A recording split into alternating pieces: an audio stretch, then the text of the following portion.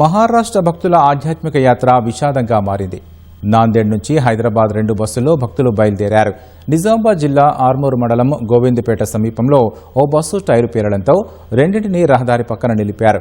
డ్రైవర్లు టైరు మార్చే పని చేస్తుండగా బస్సు దిగిన కొందరు భక్తులు డివైడర్పై కూర్చుని సేద తీరుతున్నారు. హైవేపై అతివేగంగా వచ్చిన ఓ లారీ ఆగి ఉన్న బస్సును బలంగా ఢీకొట్టింది. ఈ క్రమంలో బస్సు ముందుకు కదలి డివైడర్పై కూర్చున్న ప్రయాణికుల మీదకు దూసుకెళ్లింది.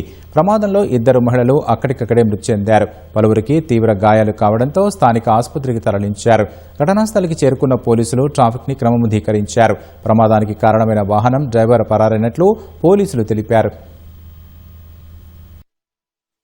ఆర్మూర్ మున్సిపాలిటీ పరిధిలోని NH44 పైన గోవిందపేట బ్రిడ్జి దగ్గర కిన్వట్ నుంచి గరుడ ట్రావెల్స్ బస్సులో భక్తులు హైదరాబాద్ కు వెళ్తుండగా గోవిందపేట బ్రిడ్జి పైన వెనక నుంచి కంటైనర్ అతివేగంగా అజాగ్రత్తగా గుజరాత్ కంటైనర్ హిట్ చేయటం వల్ల డివైడర్ పక్కన కూర్చున్న 2 మహిళలు అక్కడికక్కడే చనిపోయారు. అందులో వారిని హాస్పిటల్ షిఫ్ట్ చేయడం జరిగింది. ఇంకో 2 మహిళలు చిట్టెక్క సునీత వాళ్లకు ఇంజూరీ పర్సన్స్ గాయాలు జరగడం జరిగింది. వీళ్ళని క్షేత్రగతులను ఇమ్మీడియట్లీ మన government hospital Armoor area hospital shift చేయడం జరిగింది. దీనిపైన కేసు నమోదు చేసుకుని దర్యాప్తు చేయడం జరుగుతుంది.